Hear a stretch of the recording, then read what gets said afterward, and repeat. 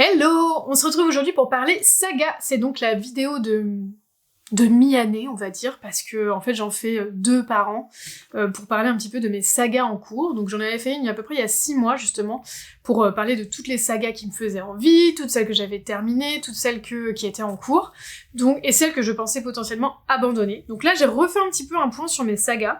Et donc merci le Reading Journal, parce que s'il y a bien un truc à quoi il sert, c'est ça. C'est parce que vraiment là, cette année j'étais à 2 doigts de pas le refaire, et en fait juste pour la partie suivi des sagas, j'ai dit en fait c'est mort, il me le faut.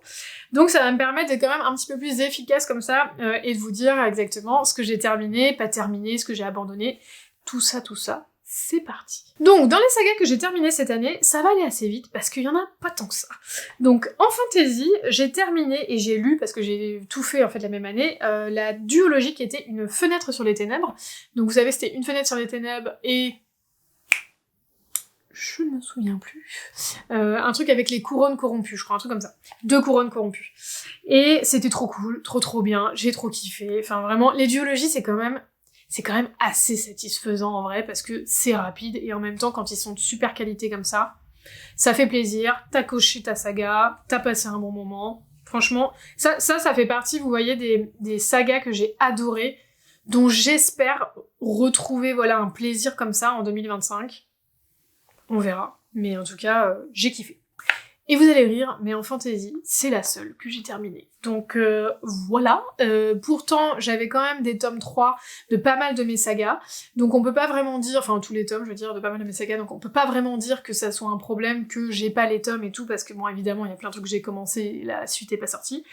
Non, on va dire que sur ceux où j'avais tout, bah clairement j'ai pas bien avancé. Donc là ça fait partie de mes objectifs du mois, enfin en tout cas des 6 premiers mois de l'année, c'est vraiment enchaîner pas mal de séries, donc vous verrez à mon avis vous allez en voir passer pas mal. En romance, j'ai un tout petit peu plus fini de trucs. J'ai lu du coup toute la série des The Fine Print, qui est donc vous savez cette série où elle est avec des milliardaires. C'est avec des milliardaires et ils ont un... Comment ça s'appelle, mince? Ils ont un parc d'attractions. Et donc, il y avait trois livres avec sur les 3 frères, du coup. C'était pas les romances de l'année, mais en audio, ça se faisait très rapidement, et donc c'est bien passé. Je suis pas sûre que je vous les conseille. J'ai trouvé que vraiment, il y avait des moments qui étaient un peu, genre, limite gênants, parce que je trouvais que dans le 2, il y avait pas mal de passages un peu pas agressif, mais un peu pareil, avec des gestes du genre, oui, je lui agrippe le bras pour qu'elle reste parce que j'ai décidé de finir ma frappe. Ouais, bon, écoute, connard, ça va, quoi. Donc bon, The Fine Print, je l'ai lu. Je suis contente de l'avoir lu parce que c'est un truc qui me faisait envie à cause du thème du parc d'attractions. Concrètement, ça n'a pas changé ma vie de lectrice. Ensuite, j'ai lu tous les Maple Hills. Donc les Maple Hills, si vous savez, c'est Icebreaker, Wildfire et Daydream. Donc a priori, pour l'instant, il n'y en a pas d'autres qui est prévu. Ils sont tous les 3 sortis en français, by the way. C'est par Hannah Grace. Et j'ai trop kiffé. Là, pour le coup, c'était une romance universitaire, mais c'était assez bien fait. Je me suis pas ennuyée, j'ai pas trouvé ça trop cuculapraloche. Et puis j'ai pas trouvé ça trop adolescent, donc non, franchement c'était cool, et je vous la conseille. Je trouve que le tome 2 est vraiment en dessous du tome 1 et 3, mais ce n'est que mon avis. Et c'est une romance universitaire sur fond de hockey, ce qui est pas mal. Ensuite, j'ai lu les 3 tomes de romance, La romance d'une accro à Noël de Laura S. Wilde, mais c'était un tome, en fait c'était un tome un petit peu, comment dire, enfin ils étaient tous les 3 sur Nextory, mais c'était surtout un tome qui avait réuni en fait les 3 romans, puisque c'est sorti à Noël un peu en, oh je vais pas y arriver à trouver mon mot, mais vous savez quand vous mettez tous les tomes dans un livre et que ça vous fait un collector, ben voilà, c'était ça. Donc on va dire que c'est 3 livres, mais en vrai c'était quand même plutôt comme un, parce que c'était très court chacun des tomes, mais ça j'ai adoré, franchement La romance d'une accro à Noël, trop kiffé. Et le dernier que j'ai lu et que j'ai fini, et ça aussi je suis très contente parce que là il y en avait 5, c'est la série toujours de Laura S. Wilde, Bodyguards, que j'ai vraiment beaucoup aimé. Là pour le coup, je me suis vraiment éclatée avec ces livres-là. J'ai autant de plaisir par exemple qu'à lire la série, vous savez, attendez, ça doit être marqué, la série de Flawless, qui est donc Chestnut Spring, qui est en cours de traduction. Bah, j'ai vraiment autant de plaisir parce que c'est vraiment kiffant, donc j'aime bien. Ensuite, j'ouvre du coup mon cahier du mois, enfin mon carnet pardon de l'année, aucun rapport, on recommence, mon carnet de l'année, pour vous sortir du coup toutes les romances et les fantaisies que j'ai en cours. Du coup j'ai un petit peu divisé, et quand il y a des romans de fantasy où vraiment c'est over focus sur la romance et que l'univers est vraiment là mais en toile de fond, et bah du coup je l'ai juste mis dans romance, je l'ai pas mis dans fantasy. Donc là, en fantasy, il y en a quand même un petit paquet. Donc on a Le Serpent et le Descendant de la Nuit de Carissa Broadbent que j'ai commencé, j'en suis au tome 2. Comme vous le savez, c'est par duologie, donc en vrai, on pourrait dire que j'ai fini la première duologie, mais comme il faut vraiment les avoir lus pour comprendre la suite, j'ai laissé ça comme une saga ouverte, même si voilà, comme je vous dis, c'est plus ou moins un truc que j'ai terminé.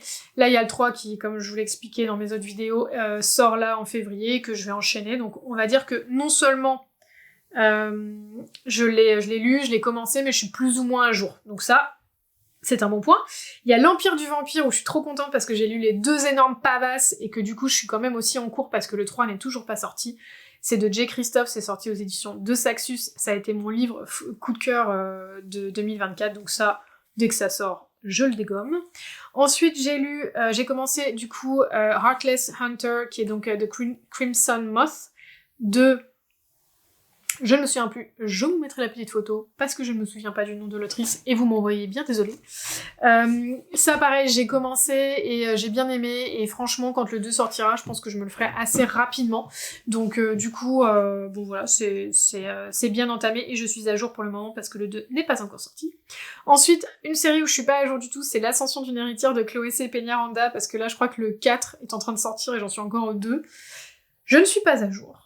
Mais j'ai déjà le 3 dans ma bibliothèque, j'en ai lu 2, j'ai beaucoup aimé. Comme je vous disais, il y avait beaucoup d'éléments qui ressemblaient énormément à Throne of Glass et à Cotard, donc je ne sais pas, soit à un moment donné ça va redevenir un petit peu plus original, soit il va juste falloir que je me fasse avec cette idée-là et que je continue ma série sans trop y penser. On verra ce que ça donne dans le 3 parce que du coup j'ai vraiment envie de le lire incessamment sous peu. Mais L'Ascension d'une héritière, je vais la continuer c'est sûr, j'ai trop aimé. Ensuite, j'ai commencé cette année Un destin ancré dans le sang de notre cher ami là qui a écrit Daniel N. Johnson, voilà, qui a écrit du coup Le Pont des Tempêtes. À chaque fois, je suis genre et que j'ai bien aimé. J'ai bien envie de savoir la suite. C'est un peu comme The Crimson Moth. J'ai bien aimé, j'ai passé un bon moment. C'était pas la série de l'année. Enfin, en gros, si à la fin de l'année je me rends compte que j'ai pas lu la suite de Crimson Moth et ça, je serais pas ultra surprise parce que c'est des trucs que j'ai bien kiffé, mais ça a pas été genre waouh, il faut absolument la suite, que vais-je faire sans la suite pendant des mois, donc on verra. Ensuite, il y a Nevernight de J. Christophe, il y a que 3 tomes, je les ai depuis des plombes. Là, le 3e, je l'ai commencé, j'aimerais vraiment le finir parce que celui-ci, cette série, il y a aucune raison que je la finisse pas, même si j'ai vraiment très très peur d'être ultra déçue par le tome 3, donc à suivre. La Cité de Laiton, comme je vous l'explique du coup dans ma prochaine vidéo, je pense. J'en suis au tome 3 du coup sur 3-4, parce qu'en fait il y a 3 tomes d'une trilogie, et ensuite il y a un tome qui a été ajouté, mais qui sont des nouvelles qui se passent avant ou après, je me souviens plus trop. Et du coup, qui en fait, en vrai, ne fait pas partie de la vraie trilogie, donc là on va dire que je suis à 2 sur 3, qu'il me reste du coup le 3e, et qu'il me reste ce tome-là. Et comme je vous l'expliquerai, je sais pas si je vais le lire parce que c'est une saga que j'aime bien.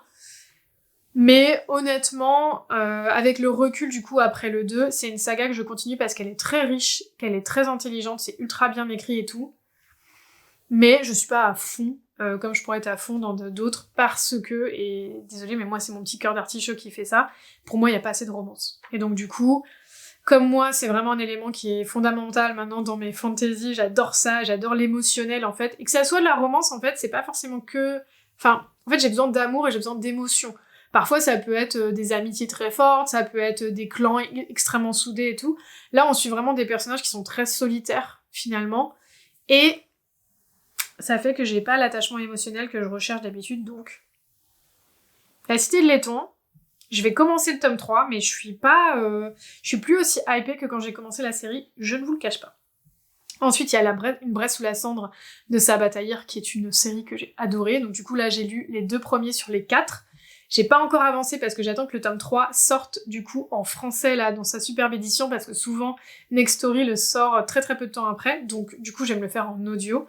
J'ai trop hâte, je kiffe trop cette série. C'est une série qui est trop bien. C'est une série qui est un chouïa adolescente par la partie romance. Par contre, le world building est trop intéressant. Et vraiment, si vous aimez tout ce qui est un peu académie de guerre, trahison, rébellion et tout machin, mais vous allez kiffer, c'est trop cool. En plus, c'est un côté un peu je dirais un peu orientale, hein. Enfin, ça ressemble à une Rome antique, mais il y a ce côté un peu désert, etc. et tout. Enfin, canon.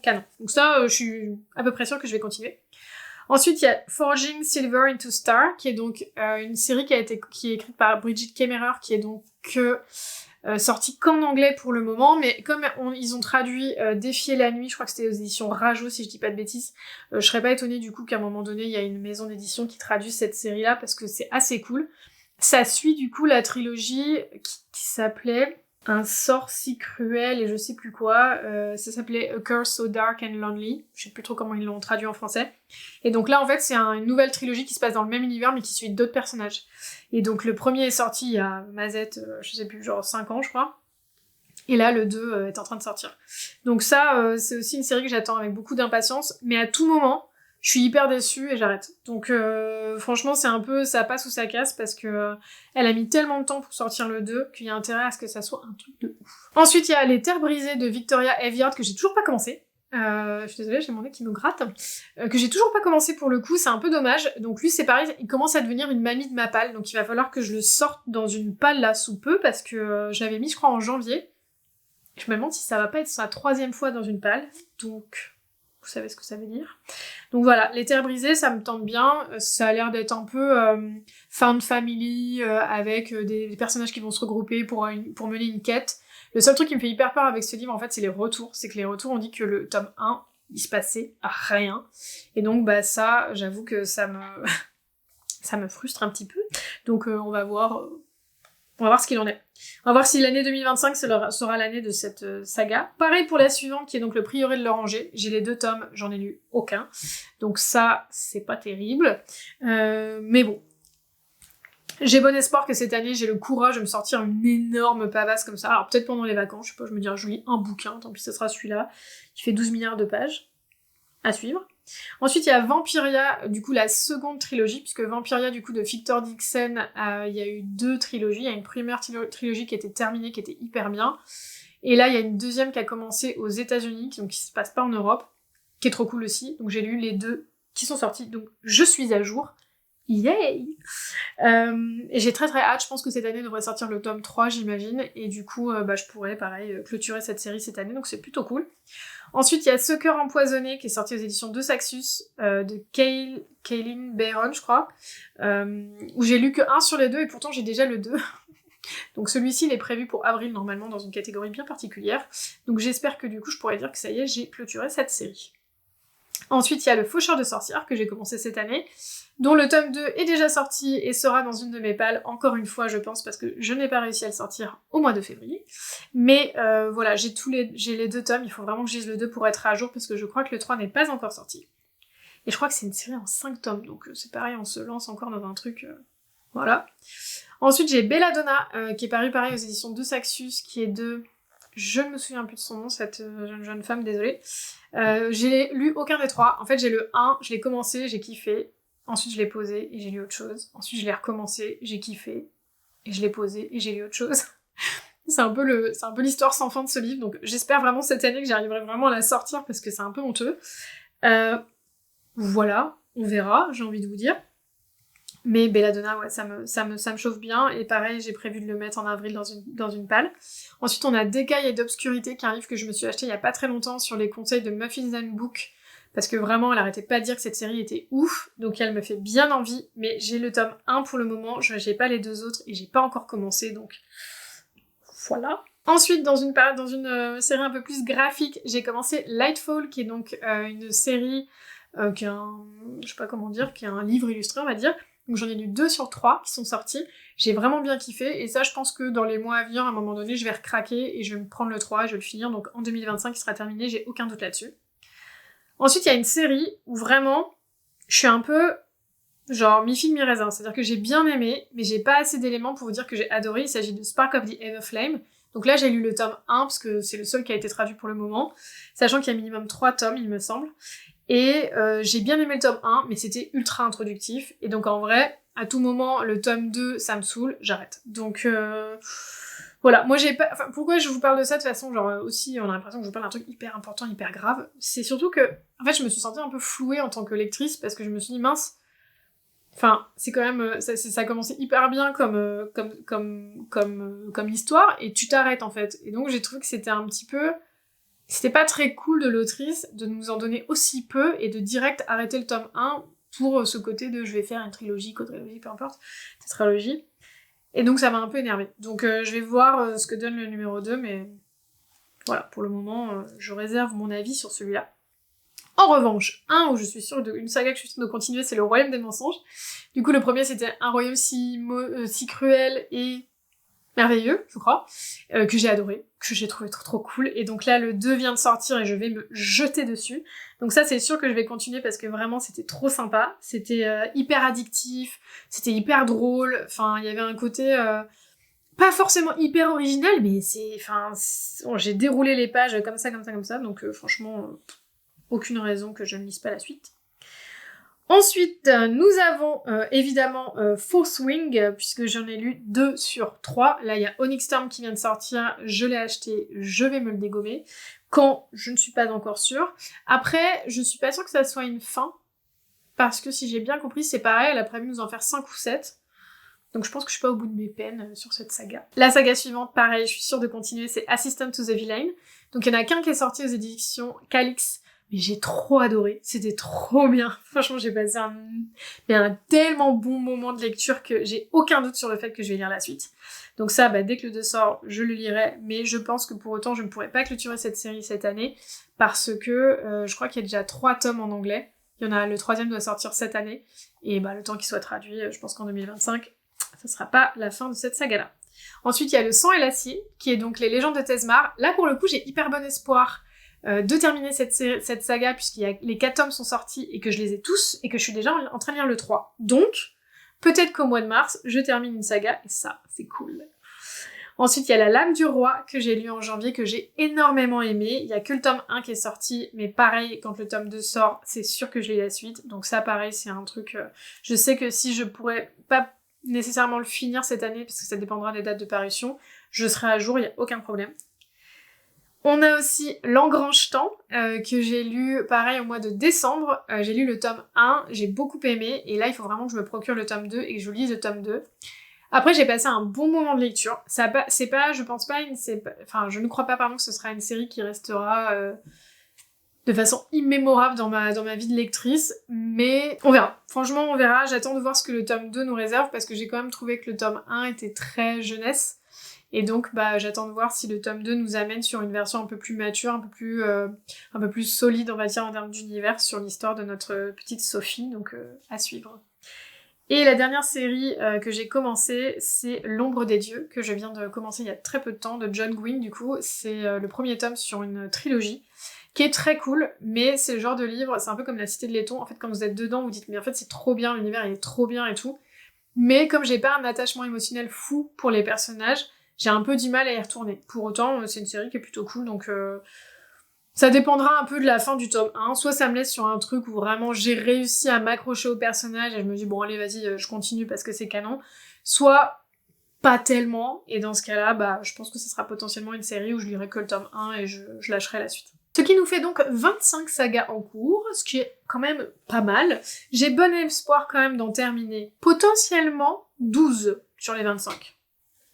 Donc on verra, écoutez, dans 6 mois, on refera un bilan, on verra combien j'en ai terminé, ça se trouve genre 2. Mais potentiellement 12, s'il y a des bonnes dates de parution qui vont rythmer certaines des sorties, notamment vous voyez Brest sous la cendre, là ils sont sortis je crois avec 2 mois d'écart, les 2 premiers tomes, donc s'ils continuent à ce rythme-là, potentiellement on a les 4 tomes cette année et donc on peut finir cette saga.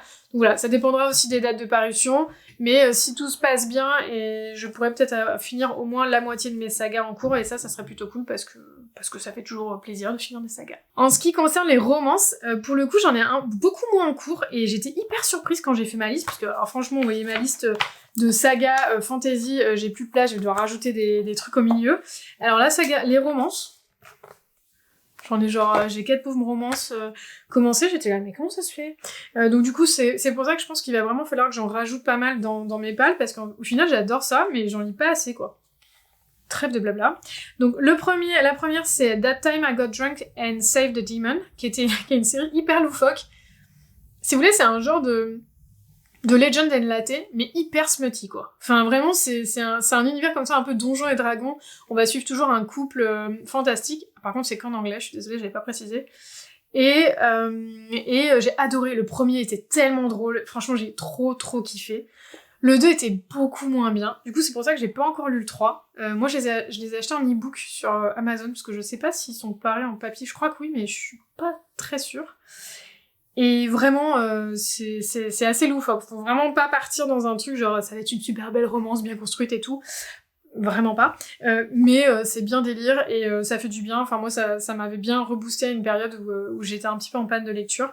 Donc j'ai bien envie de lire le 3 pour voir quand même s'il est bien, mais le 2 m'a tellement déçu que j'ai un peu du mal à y retourner. Mais franchement, ça se lit tellement vite, c'est tellement dommage, ça me permettrait de clôturer une saga, donc ce serait cool. La deuxième série dont je voulais vous parler, c'est Chestnut Spring, du coup, de Elsie Silver. Du coup, j'ai lu les 2 premiers en anglais, j'avais plutôt envie de suivre la suite en français, parce que je me rends compte qu'en fait, ils sont en train d'être traduits, et que ces temps-ci, j'ai moins envie de lire en anglais, parce qu'il y a tellement de parutions rapides maintenant, et de traductions rapides, que voilà, je pense que j'ai plus envie de faire un effort supplémentaire pour mes lectures. Voilà, c'était mon petit côté feignant. Et donc j'ai lu le 1 et le 2 qui étaient super cool. J'ai préféré le 1 au 2 pour le coup, que j'ai trouvé un peu plus léger, un peu plus drôle, et le 2 que j'ai trouvé un petit peu plus... pas tiré par les cheveux, mais voilà. Là, le 3, c'est sur un hockeyeur, ça sort maintenant, et du coup j'ai bien envie de les lire. Donc si ça paraît assez vite en français, écoutez, je pense que d'ici la fin de l'année, cette série sera complétée, donc ça c'est cool.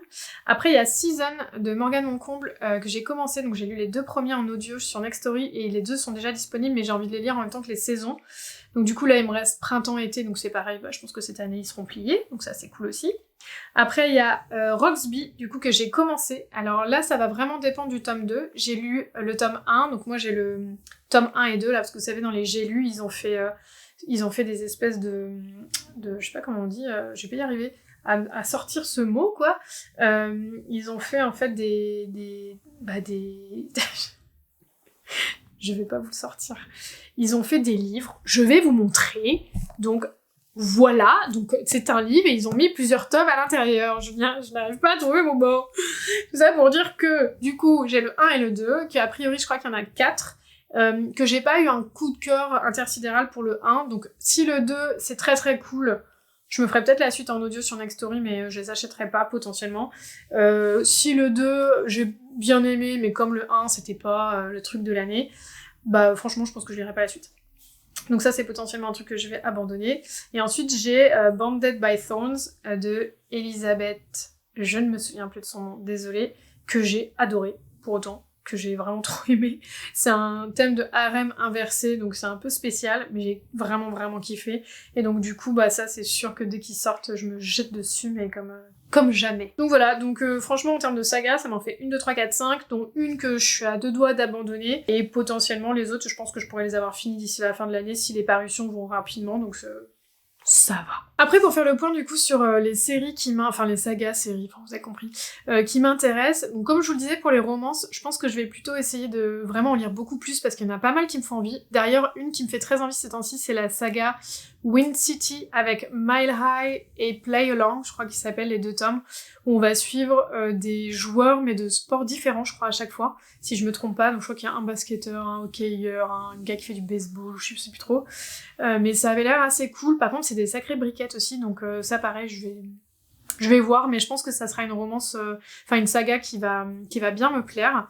Après, il y a aussi, j'ai The Deal, c'est ainsi dans ma wishlist, dans ma palle, pardon, qui est donc pareil une saga de hockey universitaire qui est dans ma palle et que j'ai bien envie de lire. Mais voilà, moi je trouve que ces temps-ci, j'ai vu un peu passer trop de romances sur fond de hockey, sur fond d'université et tout, et même si c'est très sympa, moi j'avoue que c'est pas vraiment le truc qui m'attire le plus, donc j'ai lu par exemple Maple Hills parce qu'il me faisait très envie, que j'avais beaucoup vu passer, et qu'il avait l'air sympa, mais je sais pas si j'ai envie de me faire 4, 5, 6 romances toujours sur les mêmes thèmes.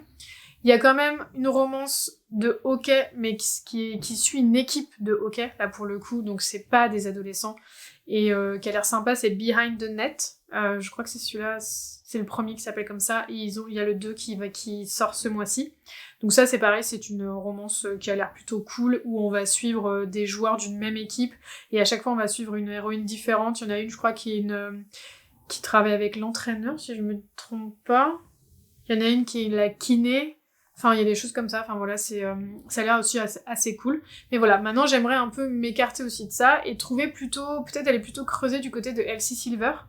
Parce que j'aime vraiment sa saga Chestnut Spring. C'est vraiment un univers autour du ranch et tout que j'adore. Enfin, vraiment, les cow-boys, le ranch et tout. Enfin, chacun ses délires, j'ai envie de vous dire. Et donc, il y a ça que j'aimerais aller voir parce que je sais qu'elle a d'autres séries qui me font super envie. Donc ça, potentiellement, vous allez les voir passer et j'espère qu'ils seront traduits parce que ça me saoulerait de devoir tout vous présenter en anglais et de vous faire envie avec des livres qui potentiellement seraient pas du tout sortis pour le moment. Donc j'aimerais bien qu'ils s'activent de ce côté-là. Donc ça, c'est vraiment le genre de thème que j'aimerais plus aller chercher, c'est-à-dire le côté soit ranch, soit petit village où tout le monde se connaît, etc. Donc un peu comme ce qu'on avait dans les sagas de Sarah Adams aussi. Donc voilà, donc ça c'est ce que je vais aller chercher. Et il y avait aussi la partie un peu comme Bounded by Thorns, où on est finalement sur des romantasy, mais très très très axé romance, c'est-à-dire 80-85% de romance pour 15% d'univers. Et ça c'est pareil, il y a une autrice qui m'intéresse beaucoup qui s'appelle Laura Thalassa, donc j'ai son tome 1 là, de saga qui s'appelle Ensorcelée, qui me fait très très envie et que j'ai pas encore commencé, d'ailleurs j'aurais pu l'inclure dans la partie romance. Et il y a aussi une série qu'elle a écrite autour des cavaliers de l'Apocalypse, dont le premier s'appelle Pestilence, et je sais que une des nanas que je suis sur YouTube avait dit qu'elle avait adoré cette saga, et donc celle-ci me fait bien envie. Donc sur ces autrices qui écrivent justement voilà des romantasy très très très portées romance, il y a elle et il y a les auteurs C.M. Crawford aussi qui ont écrit La Cité aux épines, qui me font aussi très envie. Et pareil, ils ont écrit pas mal de sagas qui sont pas toutes traduites en français, si je me trompe pas. Et à chaque fois, les gens vraiment disent que c'est très très cool, donc ça me fait bien envie aussi de suivre ça. On verra un petit peu ce que ça donne. La dernière catégorie, c'est la catégorie un peu romance, mais qui se dévore un peu. C'est-à-dire que là, j'ai commencé, par exemple, Witch and God. J'ai oublié de le mentionner d'ailleurs dans mes romances en cours, mais j'ai commencé du coup la saga Witch and God, où il y en a 3-4. Et c'est sur fond un peu mythologique, mais à notre époque, donc c'est assez cool. C'est entre finalement la partie très fantasy, romantasy, très très fantastique et tout, et la partie complètement contemporaine. C'est un peu des trucs entre deux. Et ça aussi, ça fait partie des romances ou des sagas que j'aimerais bien découvrir. Donc là, je suis en train de découvrir Witch and God, mais elle a aussi une série spin-off qu'elle a écrit. Et elle a écrit un livre qui s'appelle Kings of Scots, que je me suis pris en e-book parce qu'il était un tout petit prix à Noël, et qui, je crois, est une saga, toujours de Livestone du coup, et qui me fait bien envie, mais là, pour le coup, qui est dans un autre univers complètement. Donc voilà, pour récapituler, on va dire un petit peu plus de romance ranch and cowboy, un peu plus de romance romantasy mais très très portée romance, et puis découvrir des autrices sympas comme Livestone, qu'on a beaucoup vu passer mais auxquelles j'ai jamais donné leur chance et que j'ai envie de découvrir cette année. Pour la partie fantasy, c'est un petit peu plus compliqué de vous dire ce que j'ai envie de commencer comme saga, parce que comme vous l'avez vu, j'en ai quand même beaucoup en cours, et que justement, cette année, je me suis beaucoup plus écoutée sur les sagas qui me faisaient très envie, et que je me suis pas empêchée d'acheter un tome 1 alors que j'en avais plein, clairement, en attente, et du coup, j'ai lu beaucoup plus que j'aimais, et donc j'ai commencé beaucoup de choses, donc là, il n'y a pas énormément de livres qui me font envie que j'ai pas commencé, néanmoins, il y a quelques sagas, du coup, il y a Les étoiles se meurent de Chloé C. Peñaranda qui a l'air sympa. Ce qui me fait un petit peu peur dans cette saga, c'est que ça a l'air d'être un thème de vampire, mais il y a un côté un peu urban fantasy. J'ai un peu l'impression que ça se passe quand même à notre époque. Donc il faut que je me renseigne un peu mieux. Aussi, il est pas ultra bien noté sur Goodreads, il est même pas à 3,5, donc ça c'est aussi un truc qui me fait un peu peur, parce que autant j'adore sa saga L'Ascension d'une héritière, autant pour l'instant j'ai pas vraiment vu de retour dithyrambique sur celui-ci, donc je sais pas encore. Il me fait envie, mais je ne sais pas. Après, j'ai une saga aussi dans ma palle qui me fait envie, mais je sais pas si ça va vraiment être mon style, c'est Gideon la 9e. Je l'ai acheté un peu sur un coup de tête, mais c'est un livre qui est semi-science-fiction, je crois. Et la science-fiction, c'est pas trop mon truc, mais je me dis, bon voilà, ça a l'air d'être un peu loufoque, en même temps, ça me serait peut-être une bonne introduction à cet univers-là, donc franchement, à voir. Mais voilà, je suis sceptique, si vous l'avez lu, dites-moi. Après, il y a une autre série qui s'appelle du coup Le Chant des Marqués qui me fait bien envie, mais pareil, les retours étaient vraiment pas ouf, et donc ça me refroidit un petit peu, je sais pas si je vais lui donner sa chance. Je l'avais mis dans une palle et tout, mais je me suis pas encore convaincue à passer le cap là pour l'acheter, alors que pour autant, ça regroupe quand même pas mal de sujets qui, moi, me font trop kiffer, c'est-à-dire une romantaisie, une quête, un univers très épique, très, vous voyez, Donjons et Dragons, ce genre de truc, quoi. Donc, bon, ça peut le faire, mais je sais pas.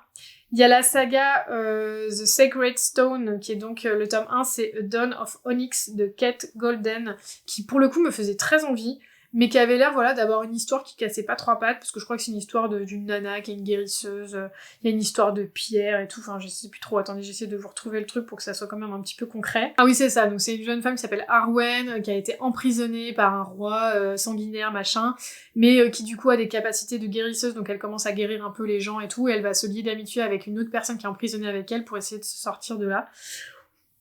J'ai trouvé pas que l'histoire avait l'air dingue. Par contre, les retours, là, pour le coup, sont hyper bons. Donc, voilà, ça fait partie des séries qui m'intéressent, mais que pour l'instant, j'ai pas encore sauté le cap. Sauter le pas, je crois on dit, hein. Passer le cap, faut choisir. Après, la dernière aussi qui me fait un peu... qui me fait assez envie, c'est la série de Carissa Broadbent, là, ça s'appelle Une braise... Les braises de la guerre, je crois. Le deuxième, c'était le pacte du sang, et là, le troisième, je crois, va sortir bientôt, où là, c'est pareil, il y a aussi une histoire, je crois, de vampire, et d'une jeune femme qui a eu une enfance un peu compliquée et tout, et qui à un moment donné décide de reprendre un peu son destin en main, etc. Enfin, ça a l'air d'être un peu délire. Mais ça a l'air assez bien. Après, encore une fois, je veux pas lire trop de vampires et tout, parce que j'aime bien les vampires, mais c'est pas non plus le truc que je préfère. J'ai pas entre les étoiles summer et machin et tout, j'ai déjà la série là de Carissa Broadbent, Le serpent et le descendant de la nuit, donc j'ai pas non plus envie d'en avoir 12 000. Mais voilà, après, je vous dirais que cette année, en termes de fantasy, j'ai envie de me laisser porter par mes envies, et surtout, j'ai envie de lire des choses un peu différentes. Je trouve que là, justement, je me suis peut-être remis que dans ma zone de confort avec ce côté, vous voyez, La Lame du Roi, avec Le Sang et l'Acier, qui sont des romans de fantasy, finalement, qui sont dans des univers très épiques, combat d'épée, des pouvoirs, des créatures et tout. C'est des quêtes, c'est des choses que j'aime bien, je sais qu'ils fonctionnent très bien sur moi, donc c'est plutôt cool.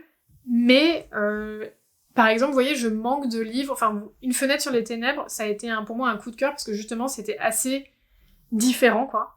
Et je pense que je manque de livres comme ça qui sont assez originaux. C'est pour ça que là, du coup, j'ai essayé de diversifier un peu mes romans de fantasy avec des romans de fantasy plus orientales ou qui se passent en Égypte et tout. Mais il me manque, voilà, des livres un peu comme ça, qui sont un peu des ovnis, qui sont dans des univers hyper originaux, un peu différents. Là, il y avait l'histoire de cartes de tarot et tout, mais vous voyez, il me manque des livres comme ça, comme Caraval, comme Il était une fois un cœur brisé, enfin, vous voyez, vraiment des sagas qui vous prennent au trip parce que vous êtes hyper investi émotionnellement avec les personnages.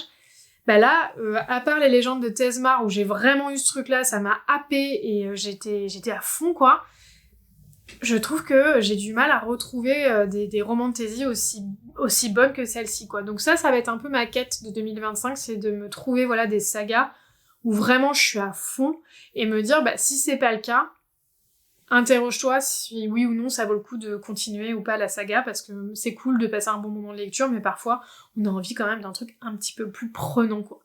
Donc voilà, je vous ai montré du coup les quelques sagas qui me font envie ces temps-ci, mais j'ai pas sauté le pas, je suis arrivée, et il y a peut-être une raison, et donc ça se fera peut-être pas, mais voilà, j'ai aucun doute sur le fait que je vais commencer une nouvelle série cette année, parce que par exemple j'attends beaucoup Quicksilver, qui est donc un livre qui est sorti aux États-Unis, qui a fait énormément de bruit, qui me fait trop envie, et qui va être traduit normalement en France en fin d'année. Donc ça, soit je me le fais en anglais, soit j'attends qu'il sorte, ça dépendra de mes lectures. Mais déjà rien que pour celui-ci, c'est sûr que je vais commencer des nouvelles sagas. Et puis il y a la nouvelle saga évidemment de l'autrice de Une fenêtre sur les ténèbres, donc pareil, je pense que je vais en faire des nouvelles. Mais voilà, je suis pas, ces temps-ci, j'ai pas vu de trucs où je me suis dit « Ah mais il me le faut absolument, ça va être génial et tout ». C'est beaucoup de suites. Donc si vous, en revanche, vous avez vu des sagas romantasy ou fantasy qui sont géniales, qui viennent de commencer ou qui vont commencer, qui vont paraître, etc., et que vous n'avez pas vu dans la vidéo, n'hésitez pas à me le mentionner parce que ça m'intéresse vraiment. Et je suis très curieuse comme ça de découvrir des nouveaux univers qui pourraient vraiment me passionner. Voilà pour le petit bilan saga, donc c'est pas si catastrophique que ça, je trouve. J'ai quand même abandonné beaucoup de livres pendant l'année 2024 que j'ai vraiment laissé de côté, notamment beaucoup de e-books, où là je me suis dit non tant pis, je me fais pas la suite et tout. Donc il y avait par exemple Two Twisted Crowns, qui était donc une série en 3 tomes, j'avais lu le 1 et je pense que je lirai jamais la suite et je me suis un peu fait à l'idée. Serpent and Dove, je l'ai abandonné, j'avais lu le 1 et je pense que je ne lirai jamais la suite et tant pis. Il y avait In Every Generation aussi, qui était donc le tome 1, qui était une suite d'écriture de Buffy contre les vampires, parce que j'adore cette série. Mais pareil, j'ai lu le 1, j'ai trouvé ça mignonné, mais ça m'a pas trop donné envie de lire la suite, donc je pense que je ne le lirai pas. Donc voilà, il y a des petites choses comme ça, qui étaient beaucoup d'e-books qui traînaient sur mon iPad, où j'ai décidé que, bah, tant pis, quoi. Mais pour le reste, je trouve que c'est pas si catastrophique que ça. L'important, je pense, de cette année, et mon objectif, c'est vraiment de lire ce qu'il y a sur mes étagères. Donc c'est pour ça que je vais commencer pas mal de lectures, vous verrez dans ma prochaine vidéo, sur des romances, parce que j'ai beaucoup de sagas qui ne demandent qu'une chose, c'est qu'à être lues, donc ça vous allez en voir passer pas mal je pense. On verra dans 6 mois où on en est, mais j'espère avoir bien clôturé surtout des sagas qui sont là depuis longtemps, comme Nevernight et La Cité de Laiton. Je croisais les doigts pour moi que j'ai eu ce petit courage de me lancer dans ces briquettes-là. On verra bien. D'ici là, dites-moi où vous en êtes, vous, côté saga, ce que vous avez lu dernièrement que vous avez aimé, des choses que vous auriez envie de me faire découvrir, des romances trop cool que vous auriez envie de me partager, que ce soit des sagas ou pas. Lâchez-vous parce que j'en ai vraiment besoin. D'ici là, je vous souhaite évidemment de passer de merveilleuses lectures et je vous dis à bientôt. Bye bye!